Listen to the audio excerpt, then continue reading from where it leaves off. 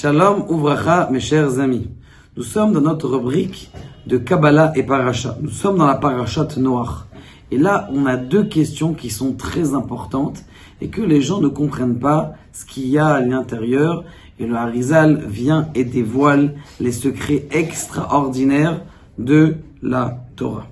Il est marqué dans la Parashat Noach que Noach a été mis dans une arche. La question qui se pose, Ribono Shel Olam, pourquoi prendre Noach et le mettre à l'intérieur de l'arche? On sait très bien qu'il n'y avait pas de déluge en Eretz Israël. S'il n'y avait pas de déluge en Eretz Israël, tu prends Noach, tu le poses et tu le mets à côté ou sur une grande montagne et tu mets pas de l'eau jusqu'en haut. Comme ça, il est tranquille. Pourquoi est-ce que tu as besoin de le mettre à l'intérieur d'une arche? Première question. Deuxième question, une question qui est très très importante. C'est marqué dans la Torah que chaque animal, il était au nombre de les animaux qui étaient purs, 7. Mais ils n'ont pas dit chaque dans la Torah, ils ont dit 7, c'est-à-dire de chaque espèce, 7 de chaque espèce qui sont permises. Donc 7, pourquoi tu dis 7? Et tu dis pas chacun de 7? Deuxième question, pourquoi est-ce que on dit pas, il a dit aussi 2, t'as qu'à dire 2 de chaque, on va dire 2, shnaim, shiva, ça c'est la question que le Harizal y pose. Avant de rentrer dans le Harizal, je vais vous donner juste une petite réponse, un élément de réponse pour la Teva, du Rav Dessler, qui est très très beau, et que c'est très important. Le monde, il a été créé sur le chesed. Or, ce qui s'est passé, c'est que dans l'époque de Noé, il y a eu des batailles entre les gens. Ils volaient à moitié, l'autre il lui volait un petit peu. Et c'était le vol, c'était le Hamas qui s'est empris de la terre. Comme le Hamas a été empris de la terre, ce qui s'est passé, c'est qu'il fallait remettre la machine à l'envers. Le Hamas, c'est-à-dire le vol, l'égoïsme, à Noach, il est resté dans la Teva pendant combien de temps? Pendant 1 an. Qu'est-ce qu'il a fait pendant 1 an? Il est devenu zoologue. Il a donné à manger aux lions. Il a donné à manger aux petites tortues. Il a demandé aux grenouilles. Et chacun a son heure. Comme vous le savez très bien, quand celui qui regarde Géographique National, on sait très bien que, il y a tout simplement à l'intérieur de la Teva toute la journée du travail. Ça veut dire qu'il a recréé le monde avec la paix. Ça, c'est la première réponse selon le Pshat et de ce que nous a dit le Rav Dessler. Par contre, maintenant nous allons rentrer dans les profondeurs de la Kabbalah. Attention, nous démarrons en concorde. Lorsque Adam Arishon, il faute, sa faute, c'était, comme vous le savez, des pertes humaines qui sont pas bonnes. Maintenant, lorsqu'il a fait la faute, ce qui s'est passé, c'est alors qu'il était complètement spirituel, il s'est transformé en matériel. Sa tête de Adam Arishon, avant la faute, elle faisait partie du monde de la Hatzilut, le plus proche de Dieu. Son buste, il faisait proche du monde de la Bria. En français, ça veut dire de la création. Ses jambes et le reste de son corps, c'était du monde de la formation et du monde de l'acte. Ça, c'est Adam Arishon, il remplissait tous les mondes kabbalistes qu'il y avait en haut. Lorsqu'il a fait la faute, il s'est rabaissé complètement vers le bas et il est devenu tout petit. Maintenant, ce qui s'est passé, comme vous le savez, la vraie faute de Adam Arishon, c'était un problème de connexion. C'est-à-dire qu'au lieu d'aller avec sa femme, malheureusement, il est parti avec la femme du Satan. Et la même chose, la Madame Chava, d'accord, elle est partie avec qui?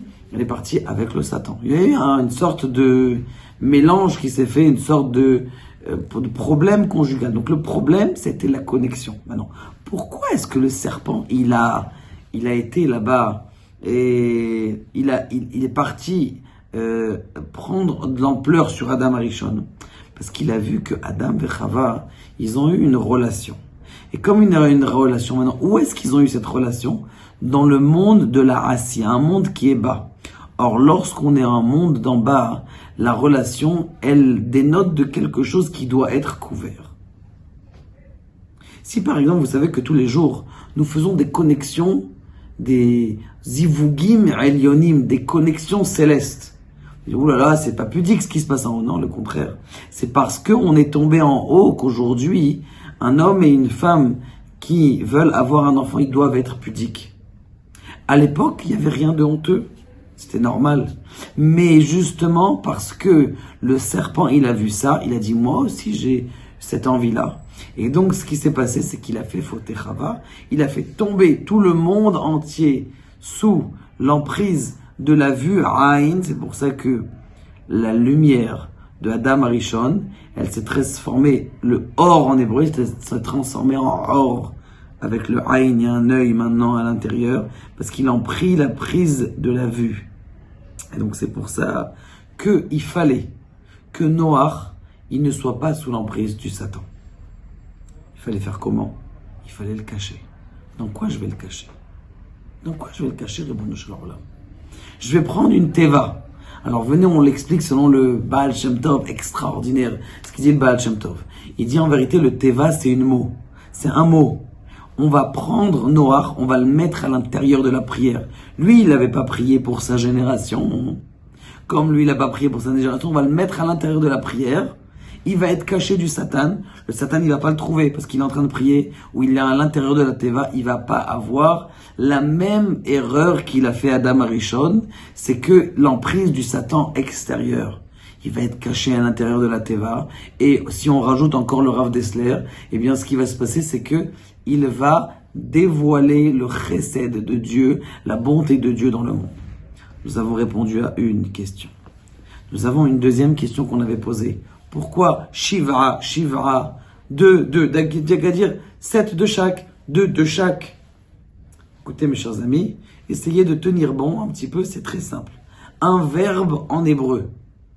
De combien de mots, de combien de lettres il est composé? En général, de 3 lettres. Je mange achal. Aleph, Chaf, Lamed. 3 lettres. Gesher, un pont. 3 lettres. Gachar, il a fait une connexion. Gemel, Shin, Resh, la majorité des mots. Il y a des mots qui sont bizarres, des fois c'est doublé. On ne rentre pas maintenant dans la polémique. Mais ce qu'il faut savoir, c'est que la base de chaque chose dans ce monde-là, c'est 3. Dans le monde futur, ça sera Yud Ke Vav Ke. Même le Yud Ke Vav Ke, en vérité, à la base, il est de 3. Yud Ke, Vav. Le Ke, il ressemble un peu au He d'avant. Donc en vérité, la base du tétragramme, il est de 3. Pour l'homme, chaque chose qu'il fait dans sa vie, c'est de 3. L'ordinateur, il est de combien? Il est binaire, il est de 2. 0, 1, 1, 1, 0. Pour ceux qui savent ce que je raconte, l'ordinateur, il est binaire. Même ceux qui ont appris le Java, eh bien, en vérité, les codes du Java, ils font en sorte que il n'y a que en dessous du Java, en dessous de cet langage de l'ordinateur, il y a 0, 1, 0, 1, 0, 0, 0, 0, 1. L'homme, il est 3 niveaux. Akadosh Baruch Hu, 4. Et lorsque le Mashiach va venir, on va encore augmenter. Maintenant, si j'ai 3 lettres, Yud Ke Vav par exemple, combien de combinaisons je peux faire? Yud Ke Vav ou Yud Vav Ke, ok? Par exemple, j'ai que 3 lettres. 1, 2, 3. Avec 1, 2, 3, combien j'ai de combinaisons? Ou je peux faire 123, ou je peux faire 132, ou je peux faire 231, ou je peux faire les chiffres et les lettres, ou je peux faire 321, ou 311, 312. Ça veut dire que juste avec cette lettre-là, j'ai combien de combinaisons? Eh bien que 6. 6 combinaisons. Oui, 6 combinaisons. Mais il y a combien de lettres dans les 6 combinaisons? Puisque j'ai 6 fois 3, j'ai combien? 18. On est d'accord? Est-ce qu'on est d'accord qu'on a 18? Puisqu'il y a 6 combinaisons, mais il y a 18 lettres. Chai. C'est quoi ce Chai? Dans la Teva, Noach, il avait besoin de refaire vivre le monde. Or, on a dit qu'il y a Chai. Pour faire vivre, comment tu fais Chai? Eh bien, tu prends 7 animaux qui sont kasher. Shiva, Shiva. Quand la Torah le dit, Shiva, 7, 7. 7 plus 7, ça fait 14. Et elle t'a dit 2, 2. 2 plus 2, ça fait combien? 4. On est d'accord? Donc ça veut dire, je prends les animaux qui sont cachers au nombre de 14, plus 4, ceux qui sont pas cachers, ça me fait combien? 18. Pour revivre toute la création du monde. La combinaison de tous les verbes qu'il y a dans le monde. Je fais, je mange. Achal, je bois, chata. Je tzorer, j'ai besoin. Je vais halach. Chaque mot. Maintenant, il fallait tout recombinaison. Combien est-ce que j'avais besoin de combiner? Il a utilisé les animaux qui vont refaire cette combinaison de chai, de vivant dans le monde, parce qu'il fallait refaire vivre le monde. Et c'est pour ça que la Torah a utilisé le mot shiva, shiva, pour utiliser 7, 7, 14. 2, 2, ça veut dire 4, ça veut dire que je suis au nombre de 18, j'ai la vie qui est dans mes mains, il y a encore plus de choses qui est à l'essa, mais je vous laisse ici pour la compréhension de savoir que, en vérité, nous sommes tous des noirs. Et que on est tous en train de créer notre teva, de créer notre famille, de créer notre prière. Et on est en train tous de fabriquer quelque chose dans le monde. Cette fabrication de quelque chose dans le monde, elle est dans le main. Comment est-ce qu'on l'a fait, mes chers amis?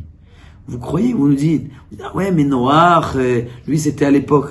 On est aussi, nous, en train d'écrire une Torah. C'est la raison pour laquelle, mes chers amis, qu'il faut absolument se mettre au travail, prier, pas que pour moi, pas que pour mes enfants, pas que pour ma femme. Si y en a qui ne font pas, mettez-vous, mais aussi pour le monde entier.